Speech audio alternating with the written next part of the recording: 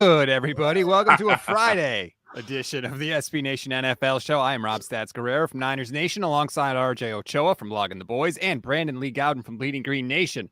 RJ, how you doing? Before we get to that, let's go to BLG. What's up, BLG? Oh, nice little misdirect there, Stats. That's like a counter. Glad to be here with you as we are every Friday live here on the SB Nation NFL show. It's a great time to be alive. It's we're heading into week 4 already. Season flies by fast. Almost a quarter of the way through. It's exciting times. This is my turn. Reginald. Reginald. Way to pick up, RJ. Okay. Anyway, it's a great privilege to be with my great friends, talking about the great league of national football. A very happy Friday to everyone. I wanted to let Brandon know something at the very top of this. Stats, I know that you are an ardent listener of the NFC East Mixtape, which is a show that BLG and I do covering the NFC East. Obviously, you can listen on any of the 4 NFC East podcast networks here at SB Nation. And at the beginning of this week's episode, I said it's the fall. It's really exciting, et cetera, et cetera. I'm excited to make baked ribs. And Brandon gave me some pushback on that. Like, baked ribs, like that's like a fall thing, whatever, this and that. Well, I will have you know, Brandon, that somebody commented on the Blog of the Boys YouTube channel and said, love BLG, but RJ's right. Fall baked ribs are the best. And Charmander is the only correct choice ever. Brandon noted that Bulbasaur was his starter in Pokemon when he was a kid. Incorrectly. Well, if you bake those ribs, they'll fall off the bone. So I guess there you go. No, I think baked ribs is. I'm on Team RJ on this one. I had to say. Let's go. That's definitely a fall that's thing. exclusively a fall thing. No, it's not. It doesn't have to be. You're not going to do it in the summer. My whole pitch, Stats, was like it's cooler outside, like it warms the house up. You know what I mean? Like it's kind of a nice fall-y smell. That was my whole thing. And he was like, "What, baked ribs? Oh, I only eat butternut squash in the fall." Like it was so stupid. If you were playing Family Feud, there's no way you're guessing like baked rib is one of the name a top fall thing. There's no way that's coming up. That's fair. The top 100 answers. Well, sorry that I'm unique and I march to the beat of a different drum, but it is a fall food. I think everyone, once you say it, people are like, yeah, I could totally see that. You were like, hey, this is a completely alien idea. So you've been proven wrong. Team Stats, Team RJ, Team R's. Cannot wait to see how many R's show up in the icebox later on. Oh, God. All right. Well, I do like BLG's Family Feud fast money defense. That was pretty good. You're kind of swaying me a little bit, BLG. All right. Before we go any further, I want to remind everybody, please, remember, we're brought to you by DraftKings Sportsbook. DraftKings Sportsbook is an official sports betting partner of the NFL. Download the DraftKings Sportsbook app today. Use code SBNFL for a special offer when you sign up. That is code SBNFL only at DraftKings Sportsbook. If you're new to the show, we are going to break down everything we saw on Thursday Night Football, and then we will preview every game of the Sunday slate. We'll make our picks, our locks of the week, our same game parlay. We got a lot to do today, gentlemen. Let's get right to it. We'll start with Thursday Night Football. Congratulations, Cincinnati. You get the 27-15 win, but unfortunately, overshadowing the result of the game is really a scary injury to Tua Tagovailoa. His head slammed into the turf. I believe it was the second quarter. He went into the fencing posture that we see with the arms and the hands up. He was taken to a hospital by ambulance for head and neck injuries. Now, the latest reports are, as the time of this recording, he had movement in all his extremities. He was released and traveled home with the team. This was the most upsetting part of the report. There was no structural damage. Like, we're not talking about an ankle or a knee here. We're talking about a head, a skull, and a spine. So, I mean, ultimately, it's good. It was just a scary thing to say. He will have an MRI, and he was reportedly in good spirits. But this was a scary thing, RJ.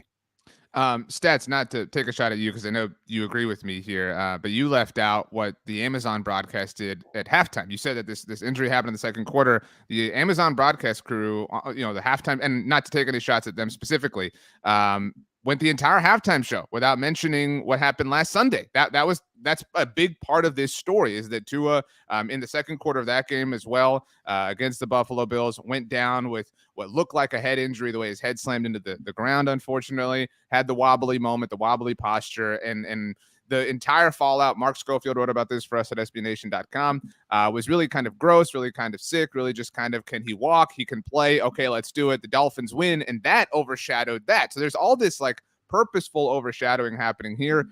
It's difficult to talk about the Dolphins, right? Like they now have a loss. They're no longer undefeated when this is really sad. I don't know who looks good here. I mean, there's nobody who isn't at fault. Nobody who isn't to blame. I feel very badly for Tua Tagovailoa, for his family. Kirk Herbstreit told us 1,000 times that his parents were there. We don't need to hear this over and over again. We don't need to see the slow motion replay of it. I just really was so disappointed in all of this. And I think I'm not trying to say like I would do a better job, whatever, but it was really handled so awfully. And not just on Thursday night, not just in the second quarter, not just at halftime, over the course of the last few days. I think the Miami Dolphins have really failed to. I think the NFL has really failed to. I think Mike McDaniel, we love to sit here and hoist up Mike McDaniel. He's so awesome. This is a really, really bad look for him. And I know he came out and kind of had this smarmy, intelligent remark, Brandon, about how, look, we follow the protocols, et cetera, et cetera. Mike McDaniel is not a dummy. We sit here and we talk about how smart and wise he is. He knew what was at stake, and we're all making an assumption, admittedly. But it felt like Mike McDaniel was not willing to make that assumption in the name of winning games. The Dolphins follow the protocols is just not true in the sense that they were just stripped of draft picks not that long ago. Different thing, obviously, but it's not like we're above reproach. I have a tough time talking about this from the standpoint of like, it's not like you have like a take on this, right? It's not like, I think actually Tua should have been playing. You know what I mean? It's not like, I feel like everyone's pretty much, maybe except for, some notable exceptions, possibly on the same page about this, that like, it's not what you want to see. It's a bad situation. It's mishandled. The idea that it was his back when his head clearly hit the ground against Buffalo, and he stumbled. Like there's a lot of like Charles McDonald mentioned when he was on the Gauntlet episode with you on the SB Nation NFL show earlier this week. Stats. I don't have anything like unique to say that hasn't been said already. So that's why I feel like it's kind of tough to talk about in that standpoint. I agree with everything that RJ just said and everyone's really been saying and co-signing. And that's really all you can add. This is what I don't like about the situation. I don't like when people just act like we can't see what's going on. Mike McDaniel was asked if he was 100% certain that Tua did not have a concussion last week. And his response was, yes, people don't stray, he said. We don't mess with that. As long as I'm the head coach, that will never be an issue. Look, Mike, like we have seen the history of concussions in the NFL across many teams and many coaches. And what we have seen is kind of what you said, RJ. If you can walk, you can play. And this is like a real simple change. And I think Roger Goodell, he needs to get the owners in a room. He needs to get the owners in a room before one of these 50,000 league meetings that they have. And he needs to say, look, we got to change the rule. If you have a hit where you get up and then you stumble like that, you are automatically out for the rest of the game, and you're out for the next game too, especially if you're on a short week like the Dolphins were. And they got to vote on that, and they got to change that, because Goodell should say to these owners, look, there's two things that can take down this empire that we have. One is if people don't have confidence that the games are on the level. And two, if we have guys getting hurt like this, and like we saw, Amazon is showing 50,000 times the slow-mo zoomed-in picture where Tua's fingers are all twisted. I mean, it was haunting, that shot. Those are the two things that can bring down the NFL. They can fix this clearly, easily. It's not difficult. It's 2022. We shouldn't be having this discussion. I thought two things. I thought about Josh McDaniels, because everyone's been giving him such a hard time, right? Like, oh, the Raiders are 0-3. Like, he's really losing. He's really falling apart. He's really proven how he's not ready to be a head coach. And it's like, his team sucks, but like, that's his like greatest crime right now, right? Like, I'm more disappointed in Mike McDaniel than I am Josh McDaniels. You know what I'm saying? Like, I don't know if that makes sense. Like, I was thinking about that. I mean, just because like he let a player down, like there was I don't know if either of you saw this, the Twitter thread from Tyler Columbus on Thursday about Josh and his time in Denver. But I just thought about like, we sit here and we throw all these roses at coaches who are like, people like Mike McDaniel because he's fun and he's interested in like the latest Yeezys drop or whatever. Like, and it's like, dude, this is awful look for him. I mean, like, and a terrible look for a Dolphins organization that is clearly willing to cut corners in some facets, like the tampering thing, which is not at all the same thing here. This was just, it was really sad. I mean, like, it was such a, and the Dolphins have been such a fun story. It's just really sad to kind of have the rug from that pulled out. I feel really badly for Tua, and I don't know what comes next, but I do feel like, the Dolphins are just a mess. I'm really just bummed. And getting into like the football, analysis of it all, which I don't blame anyone for, or it feels weird getting into that, but it's like, from a strategic standpoint, does it make sense to like risk your quarterback's health like that to play in a Thursday night football game and not think about the bigger picture? Because now, okay, get off to this 3-0 start. You're arguably the best team in the league. And now it's like, what's the future of your quarterback and what's the future of your season now? So, it's not only, jeopardizing the health of the player, but also like what's really ultimately good for the team as well. So like who really wins here?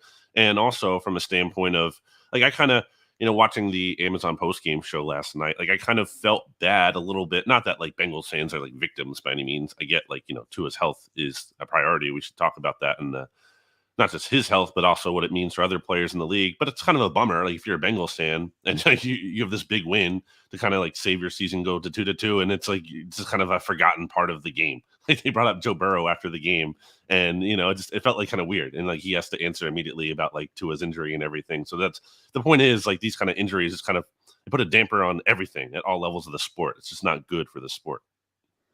I agree, RJ. Like, you don't even need to keep Tua out because you have to care about Tua necessarily. You could do it for a selfish reason and just to protect the fortunes of your team going forward. There's no reason why he should have been in this game. There's absolutely none. And now, look, all the reports so far have been good. Hopefully he's okay. But yeah, it's a mess. It's a mess for Miami. It's the first real test for Mike McDaniel, and he flubbed it. I think that's pretty obvious. But congratulations, Cincinnati. You do get the win. You are 2-2. And this is the most trivial of all things, but I still want to mention it. The Cincinnati Bengals should never wear any other uniform ever again. The all whites are beautiful. I would like them more. They have the orange trim around the font on their names. You know what I'm saying? I need that on the numbers. You know what I'm saying? Like there's not enough, like I don't need there to be an overwhelming amount of orange, but you have to have like a kiss of orange for the purpose of the Bengal-ness and everything like that. So if you trace the numbers in orange, I'm with you, Stats. Like it's perfect in that sense.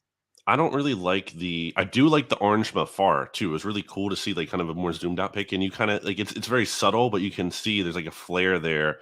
I don't love the regular Bengals colors still on the uniform. Like they still like the orange B. Like that kind of ruins it a little bit for me. The logo's so stupid. Like why is your logo a B? You have a tiger. I agree.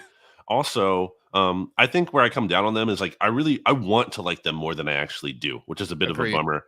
I think the helmet is the best part by far. I like how the helmet looks. They should be cooler to me than they really are at the end of the day. So that's a bit of a bummer to me. Stats, why do you like him so much? I just think it's clean. It's unique. Like they've had bad jerseys for a long time, which is crazy because they have a cool mascot, a cool logo and a cool colors, and they've kind of botched it. And I like the fact that they're finally starting to get back on the side of the right. And I disagree. I don't think they need any more orange than they have, but they're 2-2 now. What do we think about the Bengals? Because we haven't really talked about this side of it. Do we think that maybe they can kind of pull themselves up by their bootstraps? Or do you think that last year was still a fluke? They're still not going to be very good. And that's it. They're just going to be one of those kind of mid teams. I think the next week and a half defines their season in a lot of ways. Counting their win against Miami. And that week and a half includes the Ravens-Bills game on Sunday, and we'll get to that. But then next week's Bengals-Ravens game. I mean, I'm personally of the belief that, I know Joe Burrow and Jamar Chase went off last year against the Ravens. That was void of Lamar Jackson. Like, I'm super pumped. Like, I'm ready to, let's see it. Let's see who's really like the Kings of the North type thing. I know I said they would come down to that, but like that will be so pivotal and critical. Like, do the Ravens fall to the Bills and then fall to the Bengals back to back? That would be a huge thing to happen in the AFC North. My biggest takeaway, Brandon, is that I think T. Higgins, I've talked about Adam Thielen in this way before, but T. Higgins is the best wide receiver 2 in the NFL. I know people are down on Jamar Chase and people are like, well, T. Higgins is really the wide receiver. I don't care however you evaluate it. Jamar is Jamar, but if we're classifying T as a wide receiver 2, so to speak, he is the best one in the NFL. Well, you saw it in that touchdown too. The Dolphins were super concerned about Jamar Chase. They're shading all their attention on him. T. Higgins gets a one-on-one matchup against Xavier and Howard, and the Dolphins are okay, we'll live with that matchup. And I guess Howard lost the ball in the lights or whatever, but he got beat. And that's certainly a matchup that the Bengals will take if they can get Higgins one-on-one throughout the game. So I don't think this is a win that really says the Bengals are back. And they're not in the black. They're even. They started 0-2. I know that's obvious to say with a 2-2 record, but they're back even. Their season is still alive. But to RJ's point, you're ahead and you're back for real if you beat the Ravens. So they still have work to do. Just because you beat the Jets and Teddy Bridgewater does not mean you're all right, we're back. Feel free to beat a team outside of the AFC East. All right. Let's move on now. Let's get to our pick 3, which is brought to you by DraftKings Sportsbook, an official sports betting partner of the NFL. Download the DraftKings Sportsbook app today. Use code SBNFL for a special offer when you sign up. That is code SBNFL only at DraftKings Sportsbook. Congratulations to me. Congratulations to BLG. We nailed our locks of the week last week. I had the Lions +6 over the Vikings. BLG had the Cowboys +1 over the Giants. RJ took the loss because the Colts upset the Chiefs. The team you love to hate on, RJ. You got to sit with that for a week. But you are tied now with BLG at the top of these standings at 2-1. I am at 1-2. BLG, since you won last week, I'll start with you. What is your lock of week 4? My lock of the week is the Kansas City Chiefs, who just lost to the Colts, who are 1-point favorites at the Tampa Bay Buccaneers. I think it is a very clear, it's not the Chiefs, what's wrong with them because they lost to the Colts? No. Is it a bad loss in 1 week? Yes. But was it a sign of things to come? I don't think so. I think it was more about sometimes there's weird games, bad luck, weird things happen. And I think the Chiefs are going to bounce back. The Bucs, not good vibes. Defense is really good, but not good vibes. And just don't love what's going on down there. So, and what's basically a pick 'em, I feel good about betting on the Chiefs in this spot. I agree with you, Brandon. Bad vibes for the Bucs. The football team, obviously, we're sending our best thoughts to the Tampa area and surrounding Florida area. It's tough. I've never been in this position before where I'm coming off of a loss in terms of locks of the week. And just so everybody knows, as I was the last person to enter the chat today, and my friends were conspiring against me, talking about the Lions and their injuries and things like that. Don't tell him. Don't tell RJ. He's going to take the Lions. I don't care. I don't care what's going on. I trust the Lions. I really actually trust the Seahawks to be terrible. The Detroit Lions 4-point favorites over the Seattle Seahawks feels very safe. I've been a little bit later to the Lions party. Just kind of wanted to see them prove it a little bit. That offense is for real and that it can score. I don't know that I think it's for real from a truly competitive standpoint, but they can score points. The Seattle Seahawks cannot. I wouldn't be shocked if the Seahawks only won in week 1 against Russell Wilson and then lose every single game for the rest of the season. Detroit by 4, the 3-1-3 pop lock and drop it. I got to give you credit, RJ, and it's reluctant, but your Kirk Cousins analysis last week was 1,000% on. He comes off the bad primetime performance, and you said if Kirk Cousins has a late game touchdown that gives the team the win, nobody's going to care because it wasn't in prime time. And what happened? He came down the field, throws the touchdown pass. Nobody gives him any credit. Wow, well, you know congrats. what? I'm giving him a little credit. See? Oh, that's it, right? Now the Lions are bad. Now BLG's all in on the Lions, and now the Lions are bad. BLG bet on Kirk Cousins, by the way. Took the points against the Philadelphia Eagles, just so we're clear. No, that's not what I did. I'm sorry, Brandon. Rudely interrupted you, Rob. So I'm going to give Kirk a little love. I'm taking the Vikings -3. It was 2.5. Now it's up to 3 because the Saints have some injuries. Jameis is not going to play. Most likely he's doubtful. No Michael Thomas in this one. Even if they were both in, I would still take the Vikings. The Saints are not it. They're trying to make a Big Mac with no special sauce. Sean Payton is not there anymore. People need to realize this. The Saints are poo. I'll take the Vikings, and I will give the 3 points. Which team owns the Saints' first-round pick this year? Who cares? Yeah, I mean, has nothing to do with the purposes of this conversation. I do think Andy Dalton is more functional than Jameis in some ways. I think that we, relative to context, sleep on Andy Dalton's capabilities. I'm not saying that makes him amazing, but I would not be stunned if the Saints offense is more sound. It might have a lower ceiling, but it has a much higher floor with Andy Dalton at quarterback. I'm not worried about the red rifle. Definitely not. All right, let's get to our same game parlay. RJ, 0-2? No, that's not right. I got to update my standings. What are the same game parlay standings? That's my bad. We sent this out on Thursday, so way to go, stats. Yeah, you did. Okay, you're 1-2. BLG's 1-2. I am 2-1. So hooray me! That means I get to start this week. We're going Bills Ravens. This is a little risky. I know it is, but I feel good about it. Stephon Diggs over 89.5 receiving yards in the game. I love Stephon Diggs, and maybe I'm biased because I got to talk to him for the Wednesday edition of this show. I just don't have any faith in that Ravens defense right now. Like they've been comically bad. Like not just like, oh, well, they've had weird stuff. Like, no, they've been bad. So I have faith in Josh Allen. I have faith in Stephon Diggs. I'm going to go Diggs over the 89.5 receiving yards. You can thank me later. BLG, where are you going? I think it's a reasonable pick by you stats. Corey Davis had a decent game against the Ravens. Devontae Parker, big game against the Ravens. Jalen Waddle and Tyreek Hill, both big games against the Ravens. So I definitely think there's a path to that happening.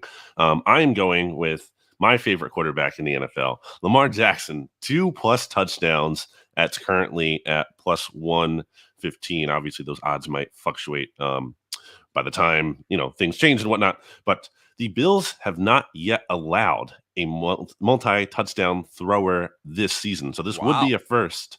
But they've also faced Matt Stafford, who doesn't look right and banged up. Ryan Tannehill, not good. And like a concussed/injured Tua. So they, hasn't been the steepest competition for them. And Buffalo's secondary is still banged up. Trey White's still on the PUP list. Micah Hyde on IR. Dane Jackson and Jordan Poyer limited in practice this week. We'll see if they're able to go. So Lamar Jackson has 10 passing touchdowns so far in 3 games. He's at least 3 in each game. He's doing pretty well. So I think it's a safe bet for him to have at least 2 passing touchdowns in this game. The Buffalo Bills are my team on my Madden franchise. I know everybody cares about that. And the game that I played against the Ravens was high scoring. And I do think, shout out to me, super potent offense.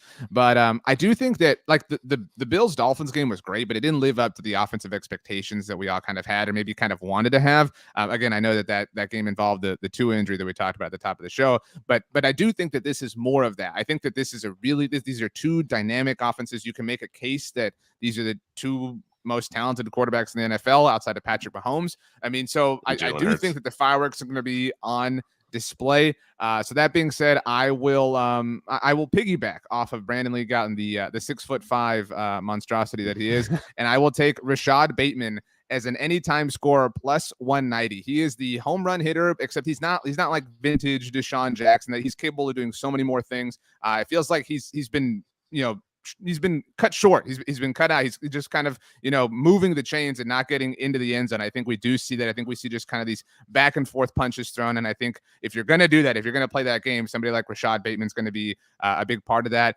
Also, shout out to Rashad Bateman wearing the number 7 jersey proudly in Baltimore, which was once worn by the legendary Kyle Bowler. So if RJ's hits, then you're already halfway to mine, basically, unless he somehow scores on a rushing touchdown. So nice little stack there. Of course, if it doesn't work out, things could go horribly wrong. No, Lamar's could still hit, and even if Rashad's doesn't. I mean, that's true. Mine's going to hit either way. That was just throwing that out there. All right, that is our pick 3. It is brought to you by DraftKings Sportsbook. Let's take a quick break. When we come back, we will fly through all of these games. I cannot wait for week 4. Why did you chuckle there? I didn't.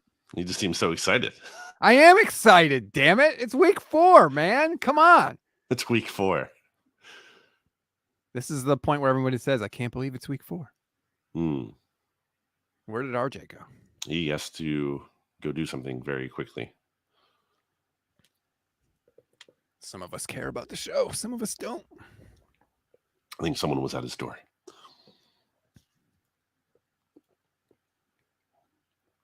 What are you drinking? Duncan? Yep. No Wawa today for you? Got my Wawa yesterday. It was National Free Coffee Day. It was? Yep. I feel like I should have been told. Not maybe free coffee day, but National Coffee Day, and a lot of places did free coffee, I should say. I feel like I should have been told. All right. Told what? It was obvious. It was free coffee day yesterday. At Dunkin' Donuts, Brandon's favorite establishment. Did he tell you about the app? Got to get the app stats. Do you have the app? No, I don't drink Dunkin' Donuts coffee. What are you talking about? You live Water. in like New England area. Okay. Terrible. What are you drinking? It's gonna be stupid. Here we go. I make my coffee at home. Okay. Fine. You, like a Exciting. like you have an espresso, or you like make a pot of coffee? No, I make a pot of coffee. Of course Black? you do. You're 1,000 years old. No. Do you drink it black? No, I don't drink it black. How do Cream you and sugar. drink your coffee? Cream and sugar. How much?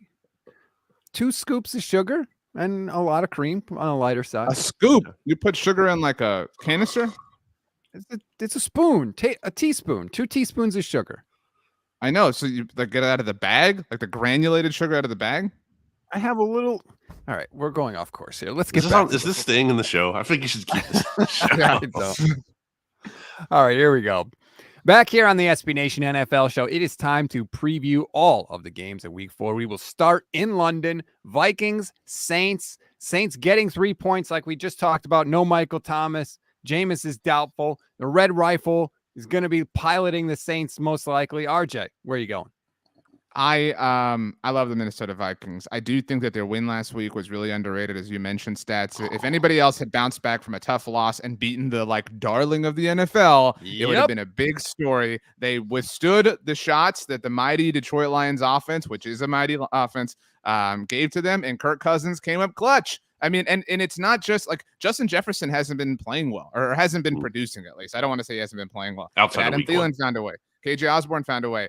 Irv Smith Jr. is there. We'll see about Dalvin Cook's long-term status. But, I mean, I love this offense in many ways, and that includes the quarterback. I will take Kirk Cousins and the Vikings. I feel for the Saints. I feel for Jameis. I really want to see that work out. No Mike Thomas also. I know that the Vikings have their own problems, but 3.5 points feels very, very safe. Skull. Wow, it's up to 3.5 now. BLG? No one should feel bad for the Saints. They've made this bed. That also Alvin Kamara, also questionable to play, I believe. So not even a definite that he plays as well, which is a big deal. The Saints are a 16-point blown fourth quarter lead by the team that is maybe better at choking than anyone, the Atlanta Falcons, away from being 0-3 right now. This is a team that should be 0-3. They should be with the Raiders as the only 0-3 teams.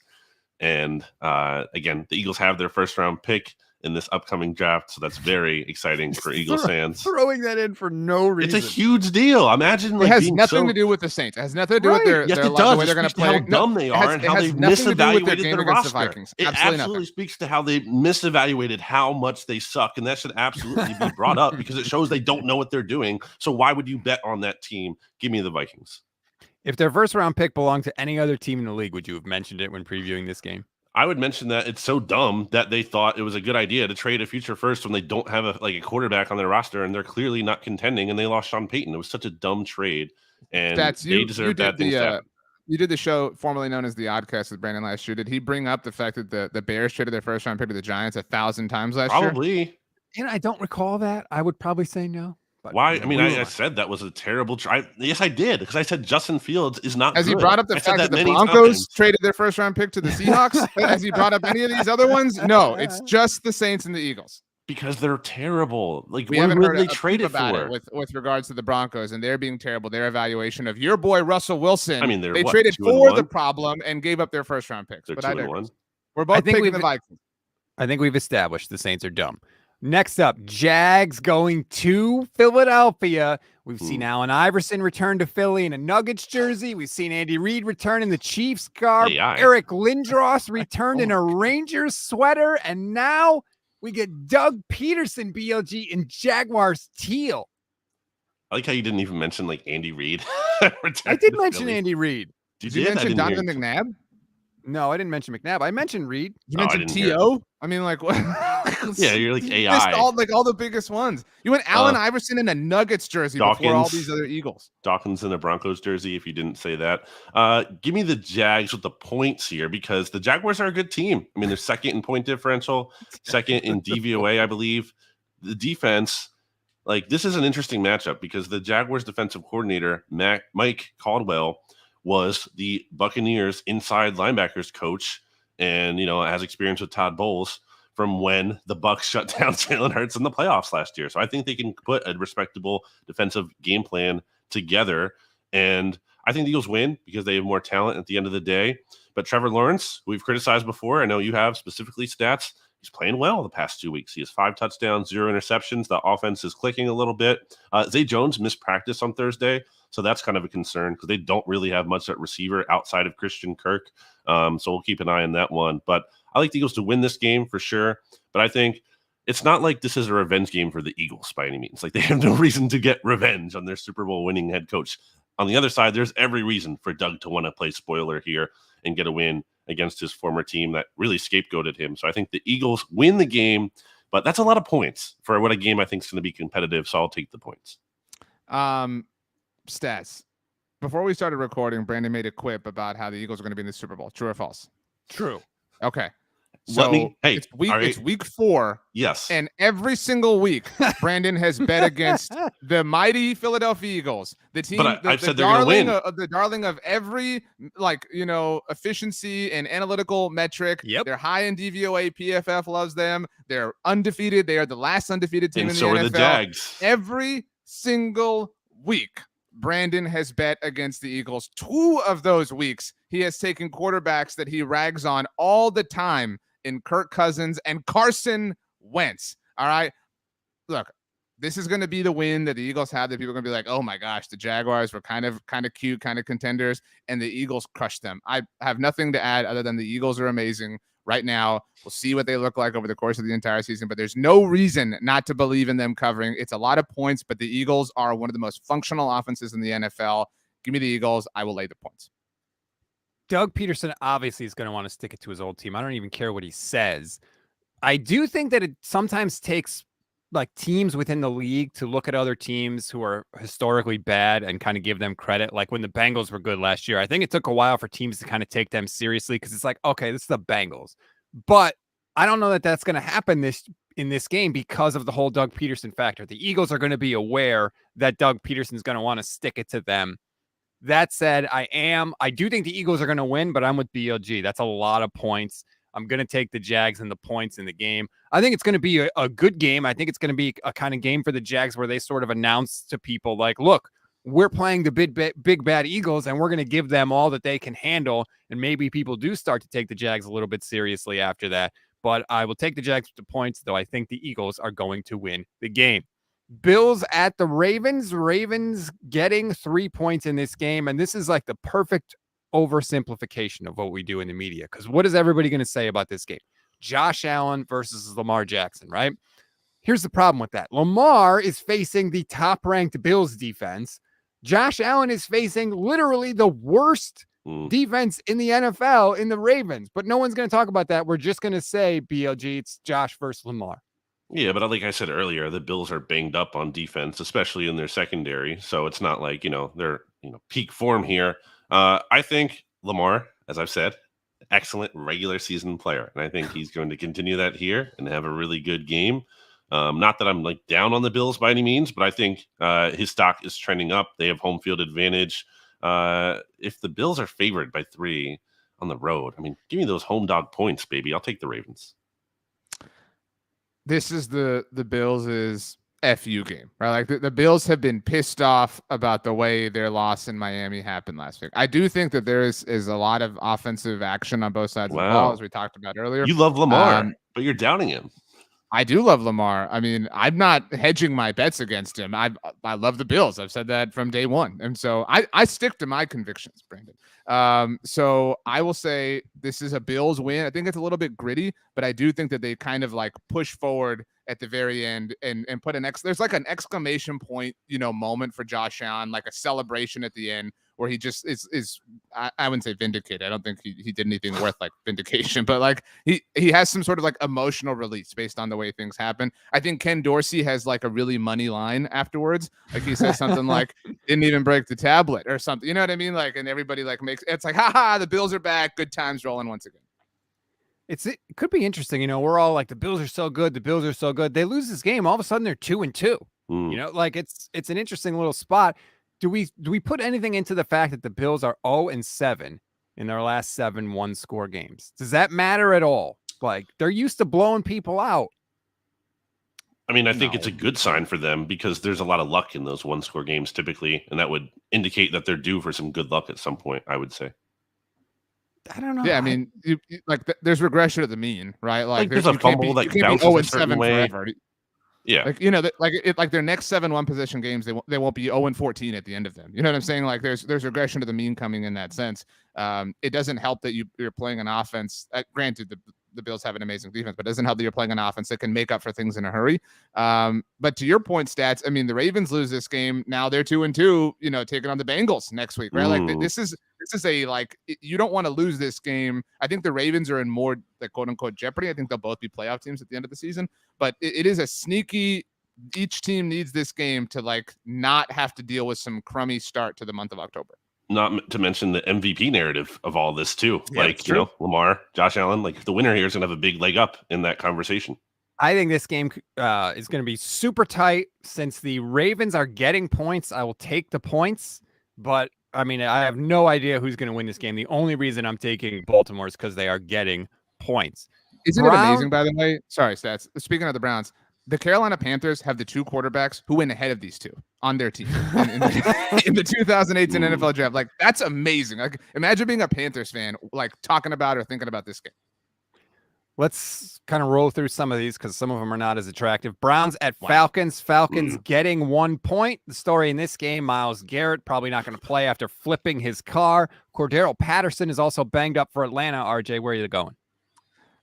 I don't like picking the Browns, but I think that they're more stable. I think Jacoby Brissett is impressive. I think Amari Cooper is impressive. I think that run game is impressive. I'm not minimizing the loss of Myles Garrett if he doesn't play, but they have more to work with. I'll take the Browns. Cordero Patterson is like the Falcons offense. So if he's banged up, I don't like them. I don't like him to begin with. They know how to blow a lead, as I said, better than any other team. Browns are coming off a little bit of a mini bye here, having played on Thursday Night Football. And while they're not certainly like a team you want to root for, I think their running game can kind of keep them afloat here, and I'll take the Browns to win. The Browns know who they are. They know Jacoby Brissett can keep them relatively on schedule. They're going to run the hell out of Nick Chubb, and if they need to make a play, Amari Cooper is there for them. They have their identity. They know who they are. I'll take the Browns. The Falcons, just nothing about the Falcons. Use Kyle Pitts at least. Like, you know what I'm saying? Like, give us some cool stuff to see. At the very least, if you're going to be bad.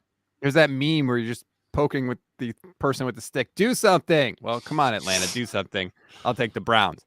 Commanders at the Cowboys. Carson Wentz is coming off a 9-sack game last week. Who leads the NFL in sacks this year? Oh, that's right. It is the Dallas Cowboys. Cowboys favored by 3.5. BLG, where are you going? So I self-imposed a rule. I don't know if y'all are going to follow it. Like, I don't want to do my lock of the week with the same team because I feel like that's kind of cheap.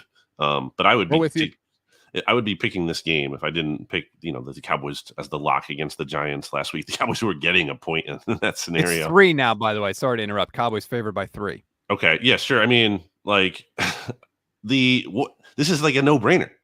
What is the Commanders' biggest weakness right now? I mean, they're allowing a lot of pressure and sacks. What are the Cowboys really good at? Creating pressure. Micah Parsons is absolutely going to force Carson Wentz into some turnovers. Carson Wentz, who RJ loves to stand for. So I know very disappointing for him, but it'll be good news for him because the Cowboys are definitely, it's a lock. The Cowboys are going to win this game very easily. I've been really impressed with the Cowboys. They've been able to make some lemonade that I thought was impossible. I don't know what it means in the long term, but while they're figuring things out, they're winning games, which is really impressive. And again, nobody wants to give Mike McCarthy any credit for that. They want to give it to everybody else. Monday night, that's what Brandon was talking about, being 1 point underdogs, by the way. Stats. Dallas was a 1 point dog to the Giants. I mean, CeeDee Lamb's starting to kind of come alive, and they're kind of starting to figure things out. Good for Cooper Rush. But Monday night wasn't even like a big Micah Parsons game, and they still had 1,000 sacks. You know what I'm saying? Like, that's a really crazy thing. They had, just to put in perspective, we all know they had an amazing defense last year, and this isn't everything. But last year they only had 4 sacks through the first 3 games of the season. This year they have 13. And we all knew that the regression of the mean was coming from a turnover standpoint. Last year they had 8 takeaways the first 3 games. This year they only have 2. So the sacks are kind of their way of sort of influencing things as much as they can to kind of stay afloat. And good for Dan Quinn and good for everybody else. I'm with Brandon. I think that they win. I think they cover. I don't believe in Carson Wentz. I thought Daniel Jones would turn the ball over more than he did. I do think that Carson Wentz will. I think he gives the Cowboys a possession in the red zone or something like that out of it. And I think Cooper Rush is capable enough to kind of guide the Cowboys to enough points to win. And so if the Cowboys get to 3-1, 2-0 in the division, I mean, I don't know. It doesn't matter. I don't know what I think about their long-term prospects, but that was impossible. And that, I mean, they're alive. Like whether or not you think they're true and legitimate, they are very, very much alive, especially if and when they get this one on Sunday. The Cowboys with their backup quarterback are not doing stupid things. The Commanders with their starting quarterback always do stupid things. And I want to give a little love to the Cowboys defense. They have not allowed, they have not allowed more than 195 passing yards in a game this season. And they faced Tom Brady and Joe Burrow. Also Daniel Jones, but still Tom Brady and Joe Burrow. That shout out to that Dallas defense. And like you said, RJ, they are not getting turnovers like they did last year. And that was kind of my big thing, was that I thought that they were kind of a poo-poo defense. If they weren't getting turnovers, well, they're hanging tough in there this year. Just to add to your point, I mean, they played 2 elite quarterbacks in Tom Brady and Joe Burrow, who both have kind of struggled, obviously, but it's not like the offense is like sustaining drives, right? Like, and limiting the opportunities that they have to be out there. No, the offense has been, or at least was, terrible early on. I mean, they put an enormous amount of pressure on the defense. And to your point, they didn't only not fold, they are thriving. So in case it wasn't clear, I'm taking the Dallas Cowboys. The Commanders stink.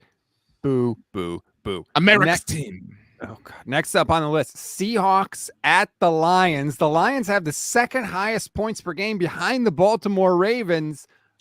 BLG, Lions are favored by 4. I mean, no Amon-Ra St. Brown, no DeAndre Swift.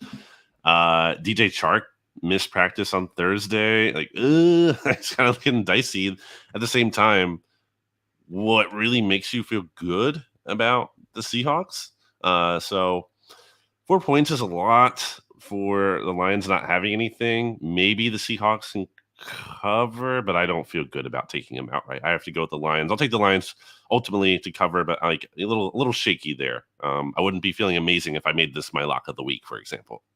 My feelings on this game are very confident. I would just add, I like Jared Goff and Jamal Williams in any kind of daily fantasy, regular fantasy. Like, I mean, the Lions are, they're doing it. I think they're being the fun, spunky, plucky team that we kind of thought they could be, winning some games in the process. I'm interested to see. Like, I obviously locked them up, but if they don't win this game, it's like, okay, you had a tough loss against a team that we kind of believe in to a legitimate degree in the Vikings. We're willing to give you that pass. But if you come drop this to the Seahawks, then you're just the same old Lions to me. Like all the fun, positive energy depletes a little bit if you just fold. You're a better team now. We can't just say, oh, these players are out. You know, too bad. All same old Lions luck. No, you have to find a way. You're supposed to be a different team. I think it's interesting. Jeff Okudah was getting a lot of praise because he's had some good games against Devontae Smith and Terry McLaurin and Justin Jefferson. DK Metcalf came right out this week and was like, he's not shutting anybody down. He's got safety help over the top. I think that is fascinating. I love that. Gives me a little extra juice in this game. But if you're the Lions and you're going to be, the plucky team that everybody roots for, you got to win this game. The Seahawks stink. They stink. There's nothing exciting or attractive about the Seahawks. You got to win this game if you're the Lions. They're favored by 4. I know they got some people missing. I'm going to take the Lions and give the points in this one. I think this is going to be this is a lost season for Seattle. And I don't know that Pete Carroll's necessarily the guy to bring them out of that darkness, but I just think that their Super Bowl was week 1. They've done nothing since to impress me. So I'll take the Lions and I will give the points. Next up, Titans at the Colts. Colts going for a winning streak, dare I say, RJ, the team that you hate. Colts favored by 3.5 points. It was nice to see the Titans stand some ground last week against the Raiders. And I think that they're a team much more capable of doing that than the Colts. I think the Colts win was more of a product of the Chiefs just kind of throwing up on themselves. Stats, you have children, you know what that's like. My son's reaching the age where it's like, dude, quit drooling on yourself, right? Like the food goes in your mouth. Like you don't need to like regurgitate all of it every single time you take a bite. It makes life for us a lot more complicated. And I think the Colts are narcissistic enough to be walking around like, we slayed the Chiefs. We gave Kansas City their first loss. We're so great. Everything that we thought was going to happen this season is finally coming together. We just caught some bad luck in the first couple weeks of the season. I think the Titans dog walk the Colts this week. Like, I am so confident in Tennessee this week. I really did not like seeing, and I shared this with you in Slack, I believe on whatever, Sunday or whatever it was, when Albert Breer shared this Frank Reich quote about like, well, actually, those Jags, and I do agree the Jags are better than people thought, but I don't need Frank Reich saying that like, well, actually, our 24-0 loss to the Jags wasn't that bad. Like, get out of here with that. That is like the big loser energy. That is terrible. So I cannot. I agree with RJ. Obviously, I said the Chiefs losing last week, that wasn't that big of a concern to me. That's why I'm making them my lock this week. So by that same logic, I don't think it means like the Colts are back by any means. I mean, they are by default. They're alive by just default because their division is not great. But I will go with the Titans here. I believe in Vrabel and what the Titans have going on more than I do in the Colts at this point.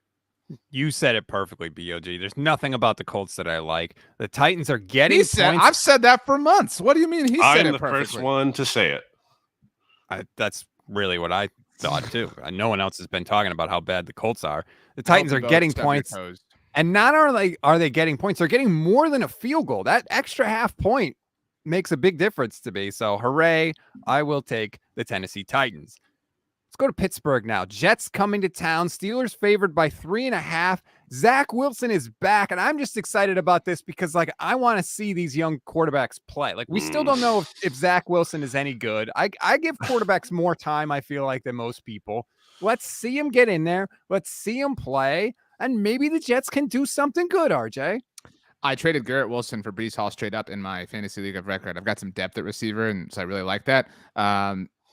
I have wrestled with this. Has been the one that I've gone back and forth the most on. I think my willingness to give the Steelers the benefit of the doubt has expired, right? Like, and that has nothing to do with Mike Tomlin. Big fan of Mike Tomlin. You bring in Kenny Pickett, like, benefit of the doubt restored. I can't be on this ride any longer. Plus, I don't believe in Zach Wilson that much. I'm with you, Stats. I respect that. Like, you give quarterbacks some time, especially in some toxic situations. This is the perfect, like, he beat the Steelers, right? Like this would be like an enormous amount of juice for the Zach Wilson campaign. And so I do see that happening. I just like the Steelers offense is so dysfunctional. Like dysfunctional is like not even, it doesn't exist. Like, you know what I'm saying? It's just, it's a root canal. That's all it is. I think Zach Wilson has enough talent to win, to win. And so by that logic, I'm taking the Jets here. I can't believe it, but this is a weird time to be alive. Zach Wilson, I am not excited to see him play. He stinks. He's not good. I've seen enough to know. Like, I do not feel good about him until he proves me wrong otherwise in a big way. I want to see Kenny Pickett, and we're not seeing that yet. Speaking of quarterbacks, I'm actually excited to see. I'd much rather see Kenny Pickett play. Unfortunately, that's not happening yet for the Steelers. The Jets have not been even like competitive this year. I know they beat the Browns, but that was kind of, I think, more about the Browns blowing that game and the Jets, capitalizing on some good fortune with an onside kick and everything, than it was being about like the Jets are good and resilient. You have Jets players like arguing on the sideline with coaches, like Quinnen Williams was last week, and the receipts quote from Saleh not aging well after one game. I can't go with the Jets here. They're the team with the worst record in the league since 2017, and they're going up against a team that even when they're not their best, they're still at least somewhat stable. So I have to go with the Steelers. At least the Jets are, when Zach Wilson's healthy, they play him. It never made sense for the Steelers to get on the Mitchell Trubisky ride. It was so dumb. It was so foreseeable. We're already in week 4. And what are we saying? Oh, maybe they need to make a quarterback change. Like, yeah, no bleep. Who could have seen this coming? Oh, wait, everyone. Mitch Trubisky stinks. The Steelers need to make the switch, and they won't. I bet they won't do it during the game, right? Because the Steelers like to be Mr. Stability and all that crap. They're going to keep the Jets in this one. I think they're going to keep the Jets in it. I think it could be a game where Zach Wilson has to make one play, and they could potentially steal one. I'll take the Jets. Give me the Jets and the points. I'm so down on Pittsburgh and what they're doing. If I have to see another video of Pickens freaking out because Mitchell Trubisky is not throwing him the football when he's wide open, I don't like anything the Steelers have going on right now. You look like you were going to say something, RJ. No, I just like, have y'all seen the Big Ben has a podcast? Like, and like, I don't know. I just feel like too many podcasts out there. No, Only like, listen to this podcast and no other podcast. I feel like when certain people talk relative to certain organizations, it's like a big deal, right? Like there's a lot of those for the Cowboys, but like, you know what I'm saying? Like there's like, I feel like who's taking this word and being like, well, Big Ben said. I just like all of this is weird and just I'm so down on the Steelers. It's a bummer. Like I really am down because the story of how they always kind of like patch things together is so cool. And it's weird to see them kind of getting in their own way. Yeah, I mean, they patch things together. They don't go under 500. It's like, when was the last time the Steelers were a legit threat to win the Super Bowl? Isn't that the goal? The goal is not to just finish above 500. Call them out, drag them. Yeah, calling them out. They lost the Super Bowl to Mike McCarthy. Everybody remember that. Bears are in New Jersey to play the Giants. Giants are giving 3 points. Justin Fields, BLG, is utterly terrible so far this year. He sucks, man. Speaking of players who just suck, he is so bad. It's like this is literally Tim Tebow level of not throwing the football. This is like setting the NFL back. I believe it's since 2007 since we've seen a quarterback not pass the ball at this rate. It's crazy. Our good friend, or at least my good friend, Shio Kapadia, had the exact stat: 23 completions through the first 3 weeks.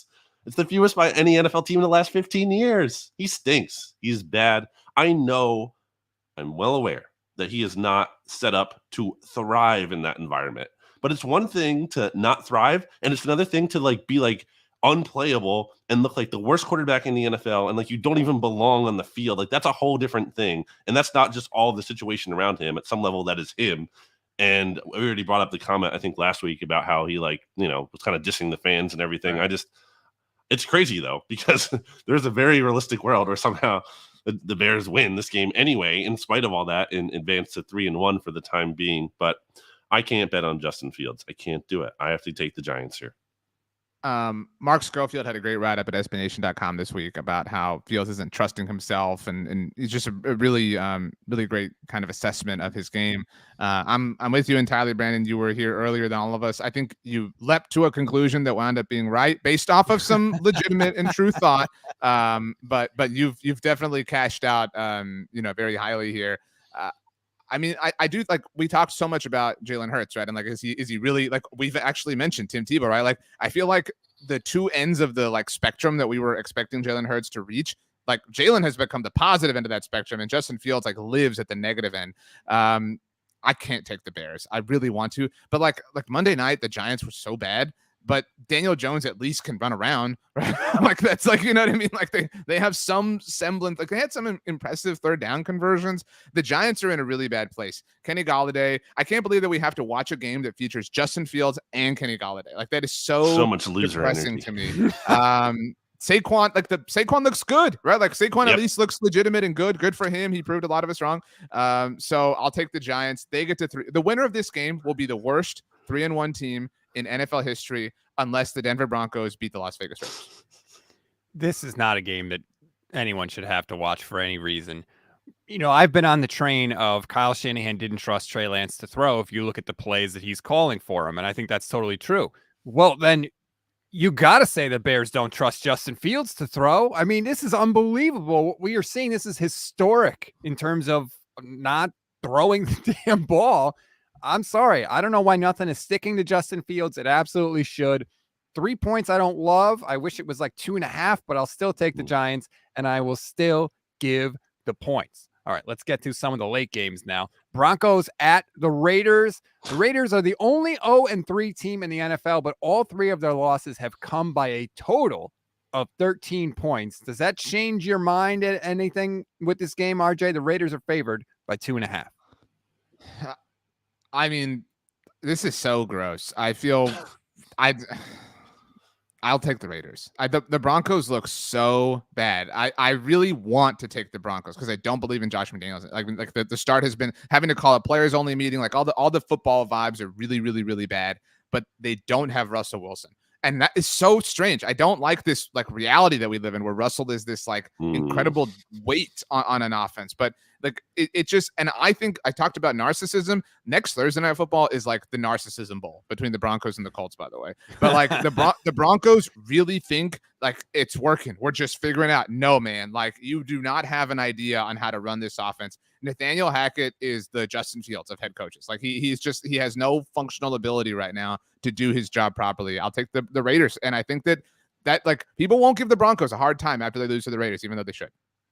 Watching that Broncos 49ers game on Sunday Night Football was tough. It was like watching paint dry. It was so boring. And obviously especially tough for Stats with your boy Jimmy G. By the way, Stats, I have been very easy on you on this on the podcast, but because I haven't brought it up until now, but I just remembered you have to jump in the lake at some point, dude. We have to talk about this. The listeners demand it, or I will allow you to maybe pay off the bet like one Pete Sweeney did. But I mean, no. And Stats, the longer you wait, the colder it gets. Like the fall temperatures. Well, I mean, I didn't set a time on it. I didn't say you had to do it this season. I will be, I'll let you pick the time as long as it's like by the end of like, I don't know. We'll figure out a time. But anyway, you have to do that at some point, and I want to get your response to that, but not before I finish up on how bad that game was. And the Raiders are 0-3, but like I think we can all agree they're not the worst team in the NFL, right? That's fair to say. Agreed. They're not. They're not worse than the Broncos. Yeah, they're not good, but they're not like this bad. And I like them to win at home. They're due for a win. The Broncos are very bad. When the Broncos lost in week 1, it was like, well, we fumbled at the goal line a couple of times. That's not going to happen. We're better than we showed. Right. When they played against the 49ers, they couldn't do anything. Russell Wilson had 9 3-and-outs, not just 9 drives where he didn't score. The Broncos are not good. I think the Raiders are not as bad as they've looked. I'll take the Raiders in this one and give the points. Wait, we need your lake thoughts, Brandon. Yeah, you just ignored the lake. Oh, I'm sorry. No, I need to pay it off. 100%. Okay. 100%. I have to pay it off, and I will. But we did never say when, and so I may delay that. Are you gonna like actually jump into like a deep portion of it, or are you gonna like wade into the lake? Has to be a jump. It can't be a wade. It doesn't have to be a deep portion. I don't want you to be unsafe. When Hugh Jackson did his thing, I know he had the health issue, which was different, but like he just kind of like walked into the lake. So I didn't know, Stats, you were like submerging yourself. Well, here's the thing. I don't live near a lake. So first of all, I have to find a lake. And then once I find the lake, I don't know the lay of the land. I don't know if there's like a branch or something I could jump off of. We'll figure it out. Also, what kind of animals are in the lake? That's a good question to I don't want to be clear, I don't want Stats to get hurt or anything. And I don't need you to submerge yourself necessarily, but you have to jump into a lake. That was literally the terms of the bet. Anyway. I hate lakes. Like it's a fish toilet, man. I hate it. It's so gross to me. It's so Then why did disgusting. you do this? Like, why wouldn't you do something that because I didn't think that the 49ers would be dumb enough to do what they did. I also didn't even wager anything. Like there wasn't any penalty if I was wrong. My favorite tweet of this season, Stats, like, and we're only at week 4, will always be your tweet that and I'm very sad that Trey Lance got hurt, but when you tweeted out, I don't know what it was, you can tell me, but it's like, I can't believe we have to go through another season with Jimmy Garoppolo. Like that will be my favorite tweet. I will forever be in disbelief of that. All right, let's move along here. Patriots in Green Bay to face the Packers. Packers are favored by 9. It looks like Brian Hoyer is going to start in this game, BLG, although Mac Jones is apparently telling teammates he could play, which is probably just the Patriots being the Patriots. Packers. That's it. That's all I've got. RJ?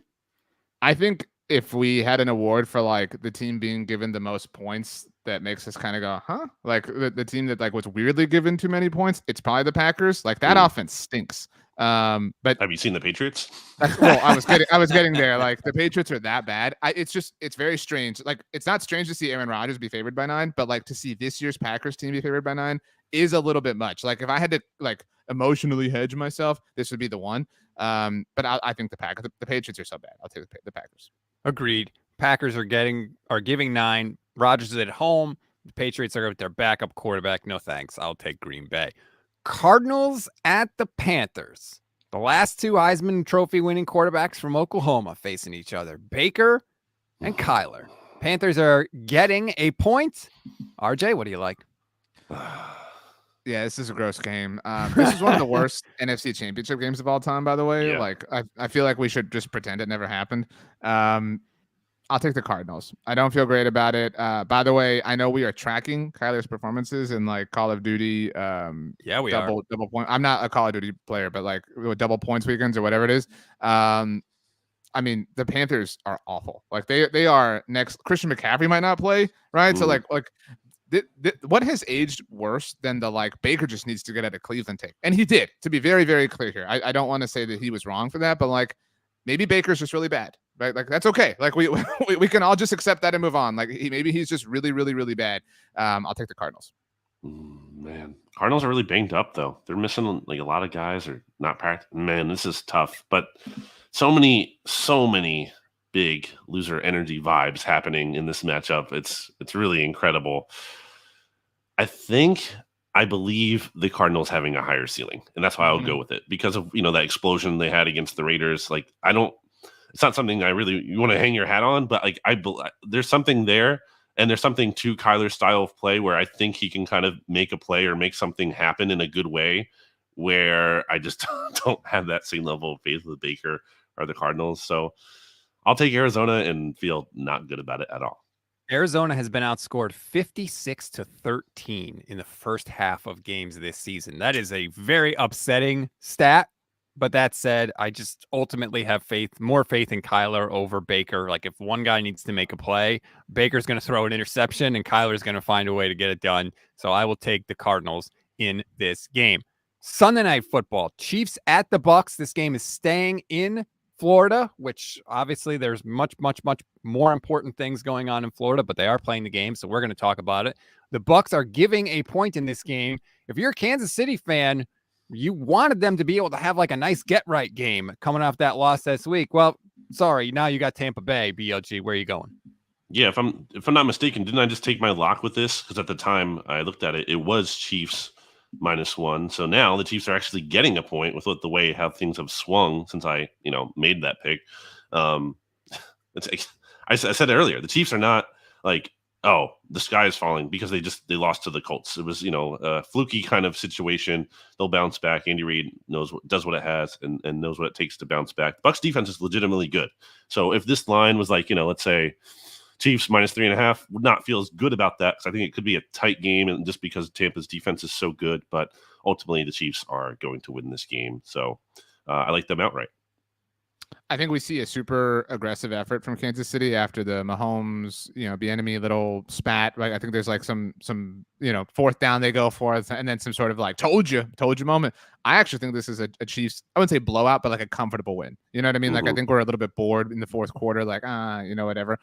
Maybe Brady, makes it interesting at the very late. But I think this is a comfortable Chiefs win. The Bucs have an amazing defense, but that offense, I mean, like that was such a sad Brady Rodgers bowl. Like, you know what I mean? Like it was so like sad. Like we were trying way too hard to make it a thing. Give me Mahomes, give me the Chiefs. I feel really good about it. Shout out to Steven Serd, our producer. Drops this note in here. Bucs offense has yet to score a first half touchdown this season. There's just something. I said it from the second Tom Brady left training camp this year. Something is not right with him. And, with maybe it's a marriage thing or whatever is going on in his personal life, whatever it is. I don't really care what it is. It's affecting them on the field. They got to delay a game penalty before the 2-point conversion attempt. You're supposed to have like the ultimate game manager, head coach on the field guy, right? Like there should be no excuse for you to get a delay a game. Tom Brady should just call a play if the play clock is running down. For them to get that delay a game, I feel like he's not getting enough criticism for that. There's a piece of sand in the machine. He's broken this year. It's not going to be the same. I think the Chiefs are going to win, and I think that it's not going to be necessarily super close. I agree with you guys. Good for you. Do we want to pick the Monday night game? Rams at 49ers. One sentence. Monday night. One sentence. Do I get to lead it off? Is that what you're giving me? No, you have to close it. I think you have to close it. Like Niners favored by 1.5, RJ. The vibes are really bad in San Francisco. Go Rams. Jimmy G sucks. That was a shorter sentence than I thought. Every time the 49ers play the Rams, they have to save their season. They're going to do it again this week. That's not one sentence. No, stats. Like, okay, cool. Yes, like, it is. That's the worst. No way. Like, just because it's happened 100 times in a row doesn't mean it happens again. Like, this is really bad for the Niners. Like this, I think Kyle Shanahan is like on the verge of explosion. Like, I really think the next like outburst we get is going to be from Kyle Shanahan across. He can't handle any criticism at all. Like the Jimmy G lip reading thing came out, and his response was, well, I haven't watched it and I don't plan to watch it, but I know that's not what he said. It's like, well, wait a minute, you moron. If you haven't watched it, how can you even make it? It's just, he's dumb. He's dumb when it comes to handling the media. Orlovsky gets, rightfully ripped for just such a ridiculous looking safety that he had once upon a time where he's still like running out of the end zone thinking the play is alive as Jared Allen is chasing him down and like doing the safety motion. Jimmy G's is worse. He threw a pick six on the same play. He had a safety. That is like so much. It's so pathetic that he saved himself from a worse outcome by Brandon, taking I don't the know safety. if you look through Stats' mentions, but I did because I'm a good friend on Sunday night. And Stats, I'm at the point where I'm willing to say like Niners homers are the worst. I think that they're the least attached to reality. And homers are really bad, like regardless of team. But BLG, so Stats tweeted out like, oh, like I don't know what you said, Stats, like how stupid Jimmy like took a safety, whatever, blah. And some legit Niners fans are like, look, he didn't throw the pick. Like it could have been so much worse. He threw a pick. It's like, people did this with Wentz last year. People did this with Wentz when he took a safety. Saved the Niners by taking a safety instead of throwing the obvious pick six. People did that with the same thing with Carson Wentz in the Titans game last year. It was like, oh, well, it's better. He took the safety and threw a pick. It's like, what are you talking about? They still lost the game. The idea that the only two options in that spot were safety or pick six is absurd. Right. Just throw the ball away, dude. Or if you're going to get a safety because you throw the ball away to avoid the sack and they call intentional grounding on you in the end zone. Yeah, or get tackled to the ground. Do something. See, Stats, like we give Kyle Shanahan a lot of credit as like a play caller, but like the fact that he like purposefully signs up for this like really makes me question his like decision making as a head coach. And like that's what this comes down to. I know we've seen a lot of like Kyle Shanahan, Sean McVay matchups and things like that. Sean McVay is not this dumb. Like he would not like Jared Goff is 100 times the quarterback that Jimmy Garoppolo is, another JG by the way. And Sean McVay was like, get this out of here. Like this is not enough. You know what I mean? So like I trust Sean McVay more. I know the narrative. I know the Niners always have their season against the Rams, but like it like the magic dust is over for Kyle Shanahan. Like his little duck tricks don't work anymore here. That's the frustrating thing, is that the Rams realized the problem and they got rid of it. And I know that the 49ers tried to do that with Trey Lance this year, but they also signed Jimmy G back. So they signed up for this in a way. They didn't make him a captain. They didn't trade him. They didn't cut him. They didn't do any of those things. Like they live in the chaos. They need it. And they act like there is no chaos and like everything is fine and we can't see it. Like they just want to hide under the covers and act like the monster can't see them. Well, we can. And yeah, but that said, I still think the Niners win this week. All right, that's going to do it for this edition of the SB Nation NFL show. Please rate, review, follow. If you haven't left a review, what are you waiting for? Leave a review. We will read it on the show. Enjoy the games this week, everybody.